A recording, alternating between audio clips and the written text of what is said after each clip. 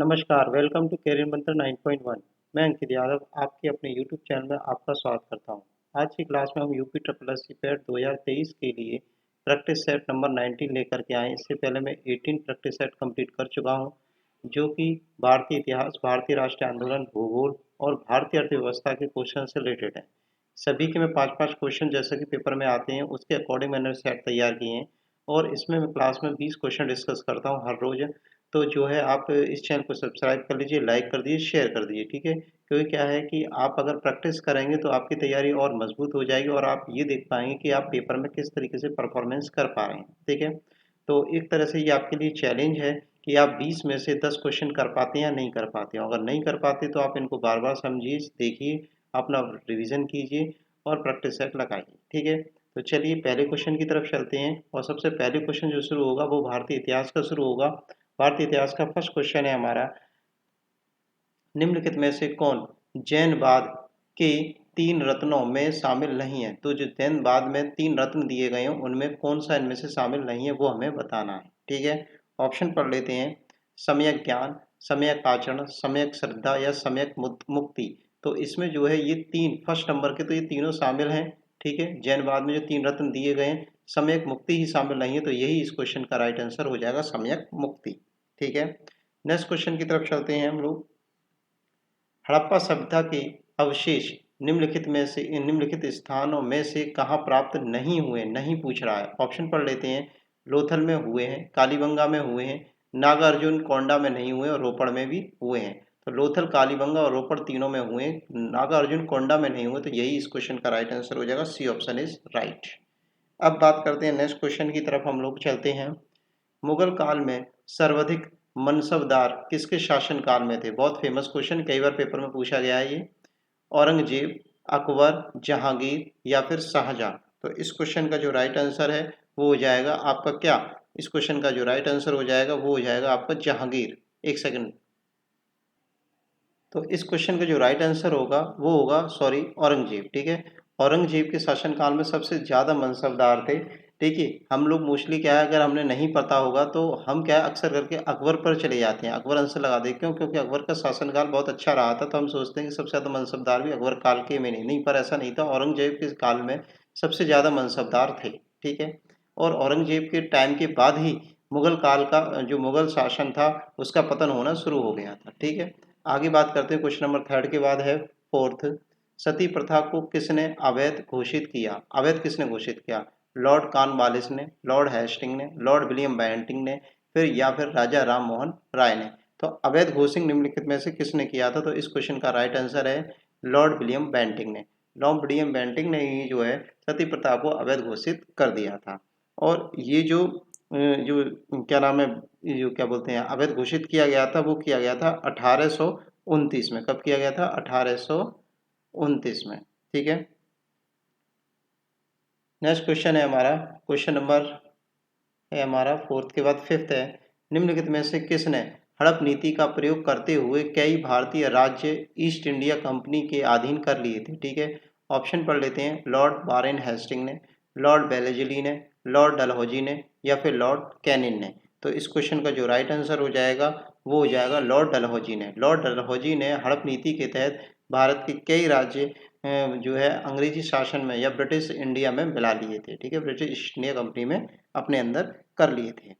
Next question की तरफ चलते हैं, क्वेश्चन नंबर 5 के बाद है हमारा 6, और 6 क्वेश्चन है भारतीय राष्ट्रीय आंदोलन के, ठीक है। तो भारतीय राष्ट्रीय आंदोलन का पहला क्वेश्चन है हमारा, निम्नलिखित में से किसे भारत का बिस्मार्क, ठीक है, बिस्मार्क कहा जाता है। बहुत इंपॉर्टेंट क्वेश्चन है ये, ठीक है, वेरी इंपॉर्टेंट। सरदार वल्लभ भाई पटेल को, भगत सिंह को, स्वामी होगा यहाँ पर, ठीक है, स्वामी विवेकानंद को, लाला लाजपत राय को। तो इस क्वेश्चन का जो राइट आंसर हो जाएगा वो हो जाएगा ए, सरदार वल्लभ भाई पटेल को जो है भारत का बिस्मार्क कहा जाता है। क्यों कहा जाता है, जब हमारा देश आज़ाद हुआ था तो इस हमारे देश भारत में जो है बहुत छोटी छोटी कई सारी रियासतें थी। तो सरदार वल्लभ भाई पटेल ने लगभग 562 रियासतों को एकजुट करके भारत बनाया था, ठीक है। तो इसलिए इन्हें बिस्मार्क कहा जाता है। नेक्स्ट क्वेश्चन की तरफ चलते हैं। अच्छा, बिस्मार्क कहाँ से शब्द आ रहा है ये और बता देता हूँ मैं आपको।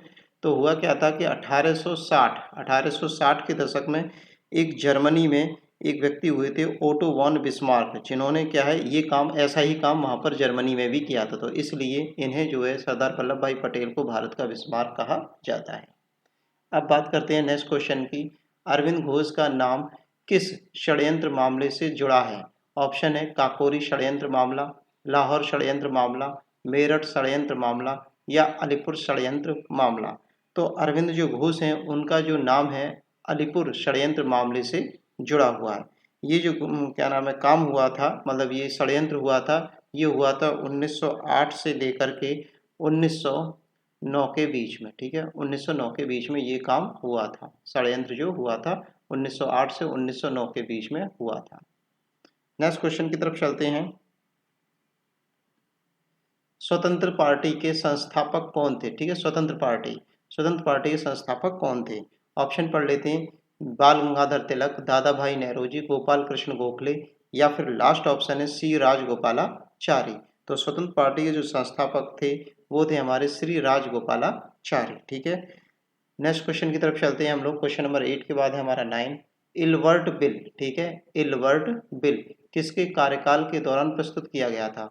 Lord Curzon, Lord Minto, Lord Lytton या फिर लॉर्ड रिपन। तो जो इलवर्ट बिल था वो लॉर्ड रिपन के शासनकाल में प्रस्तावित किया गया था या प्रस्तुत किया गया था। ठीक है, इलवर्ट बिल जो आया था, विवाद आया था, वो आया था 1884 में। नेक्स्ट क्वेश्चन है हमारा क्वेश्चन नंबर 10 है। महात्मा गांधी और बाबा साहेब अम्बेडकर के बीच पूना संधि कब हुई? ठीक है, महात्मा गांधी और अम्बेडकर जी के बीच पूना की संधि जो हुई थी वो कब हुई थी? ऑप्शन पढ़ लेते हैं। 1919 में, 1932 में, 1937 में या फिर 1935 में। तो ये जो संधि हुई थी, ये संधि हुई थी 1932 में। पूना में ये संधि हुई थी 1932 में हुई थी। ये हुई थी 24 सितंबर 1932 को। ठीक है, 24 सितंबर 1932 को ये संधि हुई थी महात्मा गांधी और बाबा साहेब अम्बेडकर के बीच में। ठीक है, नेक्स्ट क्वेश्चन की तरफ चलते हैं हम लोग। अब बात करेंगे हम भूगोल के क्वेश्चनों की। भूगोल का फर्स्ट क्वेश्चन है, मैदानों की अपेक्षा रेगिस्तानों में, ठीक है, रेगिस्तानों में रातें ठंडी होती हैं, क्यों? क्यों होती हैं ठंडी? ऑप्शन पढ़ लेते हैं। बालू ऊष्मा का पृथ्वी की अपेक्षा अति शीघ्र विकिरण करती है, बहुत जल्दी विकिरण करती है। अधिकांश समय आकाश स्वच्छ रहता है। बालू ऊष्मा का पृथ्वी की अपेक्षा अति शीघ्र अवशोषण करती है। इनमें से कोई नहीं। तो इस क्वेश्चन का जो राइट आंसर हो जाएगा ए ऑप्शन। ठीक है, बालू ऊष्मा का पृथ्वी की अपेक्षा अति शीघ्र विकिरण कर देती है। ठीक है, तो क्या हो जाती है? ठंडी जल्दी हो जाती है। ठीक है, तो ए ऑप्शन इसका राइट हो जाएगा। नेक्स्ट क्वेश्चन की तरफ चलते हैं। सदाबहार वनों का दूसरा नाम क्या है? सेकंड नेम क्या है इनका? पर्णपाती वन, उष्णकटिबंधीय वन, अल्पाइन वन या फिर झाड़ीदार वन। तो इस क्वेश्चन का जो राइट आंसर हो जाएगा उष्णकटिबंधीय वन। सदाबहार वनों का दूसरा नाम क्या है? उष्णकटिबंधीय वन है। नेक्स्ट क्वेश्चन की तरफ चलते हैं। 12 के बाद है हमारा 13वां क्वेश्चन है। कांडला को कच्छ की खाड़ी, ठीक है, कांडला को जो कच्छ की खाड़ी पर स्थित है, निम्नलिखित में से किसके लिए जाना जाता है कांडला? ऑप्शन है एक्सपोर्ट प्रोसेसिंग जोन के लिए, समुद्री खाद्य उत्पादों के लिए केंद्र है ये, हीरे को काटना एवं हीरे की पॉलिश का केंद्र है या फिर जहाज तोड़ने का उद्योग है। कांडला में जो कच्ची खाड़ी में निम्नलिखित में से क्या काम होता है? तो इस क्वेश्चन का राइट आंसर हो जाएगा एक्सपोर्ट प्रोसेसिंग जोन है। ठीक है, कांडला क्या है? एक्सपोर्ट प्रोसेसिंग जोन है। नेक्स्ट क्वेश्चन की तरफ चलेंगे। क्वेश्चन नंबर 13 के बाद 14 है।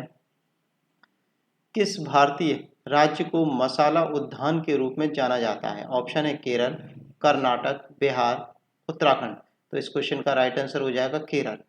किस भारतीय राज्य को मसाला उद्यान के लिए जाना जाता है? तो केरल राज्य को जो है मसाला राज्य के लिए जाना जाता है। ठीक है, मसाला उद्यान के रूप में जाना जाता है। अब बात करेंगे क्वेश्चन नंबर 14 के बाद है हमारा 15। इसकी खोज के लिए आंध्र प्रदेश में तुल्लापल्ली विश्व के मानचित्र पर आ गया है। ठीक है, तो ऐसा क्या खोज हो गई है यहाँ पर कि जिसकी वजह से ये विश्व के मानचित्र, मतलब सभी लोग इसको जानने लग गए हैं, आंध्र प्रदेश के तुल्लापल्ली को। ठीक है, ऑप्शन पढ़ लेते हैं। सबसे बड़ी टंगस्टन की खानें यहाँ मिली हैं, सबसे बड़ी यूरेनियम की खानें यहाँ मिली हैं, सबसे बड़ी कोयले की खानें यहाँ मिली हैं, सबसे बड़ी अभ्रक की खानें यहाँ मिली हैं। तो आपका तुल्लापल्ली में जो है सबसे बड़ी किसकी खानें मिली हैं, यूरेनियम की खानें मिली हैं, इसलिए ये विश्व के पटल पर आ गया है, सभी लोग इसे जानने लग गए हैं। तो यूरेनियम की खानें यहाँ पर प्राप्त हुई हैं। ठीक है, अब बात करेंगे क्वेश्चन नंबर हम 16 की। किसकी बात करेंगे, 16 की। और 16 जो क्वेश्चन है भारतीय अर्थव्यवस्था से रिलेटेड है। और आपको बस फिर से मैं याद दिला दूं आपको क्या काम करना है, क्योंकि हमारा जो सेट चल रहा है वो 19 सेट चल रहा है, एक सेट और रह गया है हमारा। फिर हम बाकी के सेटों को कंप्लीट करेंगे और टॉपिक्स के जो हैं सेट हैं उनको कंप्लीट करेंगे, क्योंकि क्या है मैं 20-20 सेट सभी के कराऊंगा। ठीक है, तो बस आप चैनल को सब्सक्राइब कर दीजिए, लाइक कर दीजिए, शेयर कर दीजिए और टेलीग्राम चैनल को जरूर ज्वाइन कर लीजिए, क्योंकि अगर आपको पीडीएफ चाहिए तो आप वहीं से ही पीडीएफ डाउनलोड कर पाएंगे। ठीक है, और अगर किसी की पीडीएफ वगैरह या कोई भी प्रॉब्लम आपको आती है तो आप कमेंट बॉक्स में कमेंट भी कर सकते हैं। अब क्वेश्चन नंबर 16 है हमारा, पांचवी पंचवर्षीय योजना का मुख्य लक्ष्य क्या था। ठीक है, पांचवी जो पंचवर्षीय योजना आई थी। ठीक है, पंचवर्षीय योजना बहुत इंपॉर्टेंट है, एक क्वेश्चन आपके लिए पेपर में जरूर बनेगा। गरीबी उन्मूलन और आत्मनिर्भरता की प्राप्ति, तीव्र अधिक समावेशी तथा धारणीय विकास, समावेशी विकास या इनमें से कोई नहीं। तो इस क्वेश्चन का जो राइट आंसर हो जाएगा गरीबी उन्मूलन तथा आत्मनिर्भरता की प्राप्ति ही जो है हमारी पांचवी पंचवर्षीय योजना का उद्देश्य था। और जो पांचवी पंचवर्षीय योजना चली थी वो चली थी 1974 से लेकर के 1978 के बीच में। ठीक है, अब नेक्स्ट क्वेश्चन की तरफ चलते हैं। क्वेश्चन नंबर 16 के बाद हमारा 17। अब यहाँ पे हमें क्या करना है, निम्नलिखित में से सही नहीं, नहीं को बताना, 3 सही है 1 गलत है। ठीक है, तो हमें ये देखना है इनमें से कौन सा सही है और कौन सा गलत है। ठीक है, तो आपको पहली बार में ही पता पड़ जाएगा, क्योंकि इससे पहला वाला जो क्वेश्चन था वो पांचवी पंचवर्षीय योजना से रिलेटेड था और पांचवी पंचवर्षीय योजना का टाइम पीरियड मैंने बताया था, क्या बताया था, 74 से 78। तो यही हमारा गलत हो जाएगा और बाकी के ये तीनों सही है। ठीक है, तो इस क्वेश्चन का राइट आंसर हो जाएगा ए ऑप्शन इज राइट। ठीक है, सभी पंचवर्षीय योजना का टाइम पीरियड किस मॉडल पर आधारित है ये, और इसमें काम क्या हुआ था, ठीक है, क्या ड्रॉबैक थे, सब कुछ आपको याद रखना है, क्योंकि ये क्वेश्चन आपका पंचवर्षीय योजना से जरूर बन सकता है। क्वेश्चन नंबर 17 के बाद हम 18 की बात करेंगे। निम्नलिखित में से कौन जननी सुरक्षा योजना, ठीक है, जननी सुरक्षा योजना के संबंध में सत्य नहीं, नहीं हमें बताना है। इसका उद्देश्य मातृ एवं पशु नहीं शिशु, मातृ एवं शिशु मृत्यु दर को कम करना है। यह राष्ट्रीय ग्रामीण स्वास्थ्य मिशन के तहत एक हस्तक्षेप है। यह अप्रैल 2005 में शुरू किया गया था। यह एक केंद्र प्रायोजित योजना नहीं है। ठीक है, तो इस क्वेश्चन का जो राइट आंसर हो जाएगा वो हो जाएगा फोर्थ। ठीक है, फोर्थ, क्योंकि यही एक बात नहीं वाली बात हो रही है, क्योंकि केंद्र की योजना है ये। ठीक है, जननी सुरक्षा योजना जो क्या है केंद्र की ही योजना है और ये तीनों बातें इसमें सही हैं। ठीक है, फर्स्ट सेकंड थर्ड, क्यों, क्योंकि इसका उद्देश्य मातृ और शिशु मृत्यु दर को कम करना है। यह राष्ट्रीय ग्रामीण स्वास्थ्य मिशन के तहत ही आती है और इसकी स्थापना जो हुई थी ये शुरू हुई थी अप्रैल 2005 में ही शुरू हुई थी। ये तीनों बातें सही हैं और ये चौथी बात गलत है, ये केंद्र वाली ही योजना है।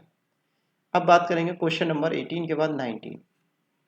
SIDBI, SIDBI किसका घोतक है, किसकी फुल फॉर्म है, small industrial disjoint bank of India, small industries development bank of India, small innovation development bankers institute, industries development banker institute. तो इस क्वेश्चन का जो राइट आंसर हो जाएगा वो बी ऑप्शन हो जाएगा। सिडबी की बात हो रही है। ठीक है, किसकी बात हो रही है, सिडबी की। ठीक है, सिडबी की फुल फॉर्म है small industries development bank of India. ठीक है, SIDBI, SIDBI।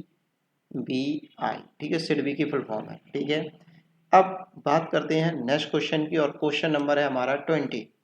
शक्तिकांत दास ने उर्जित पटेल के इस्तीफे के बाद रिजर्व बैंक ऑफ इंडिया के डैशवें गवर्नर के रूप में कार्यभार संभाल लिया है।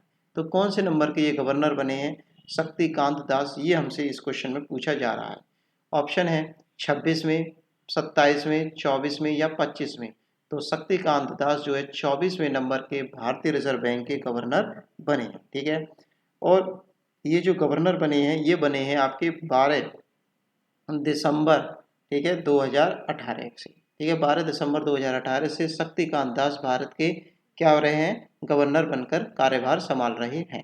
ठीक है, अब कुछ लास्ट में बात करते हैं किसकी, नेक्स्ट क्वेश्चन की। अरे नेक्स्ट क्वेश्चन तो हमारे पास है ही नहीं, 20 क्वेश्चन ही हम डिस्कस करते हैं। तो ये आंसर की आपको मैंने दे रखी है, यहाँ पर आप पूरी आंसर की है, आप प्रैक्टिस करिए। पहले क्लास आपने देख ली होगी, फिर उसके बाद फटाफट क्वेश्चन को देखिए कितने क्वेश्चन आप सही कर पा रहे हैं, और उसके बाद देखिए कि आपका मतलब कैसा रिजल्ट चल रहा है। फिर से रिवाइज करिए, 2-3 बार रिवाइज करिए, जब तक आप 100% परसेंटाइल पर नहीं आ रहे तब तक आप क्वेश्चन को रिवाइज करिए। हो सकता है कि यही क्वेश्चन आपके पेपर में एक भी क्वेश्चन आ गया और आपका 1 नंबर भी कम हो गया तो आपका परसेंटाइल नीचे गिर जाएगा।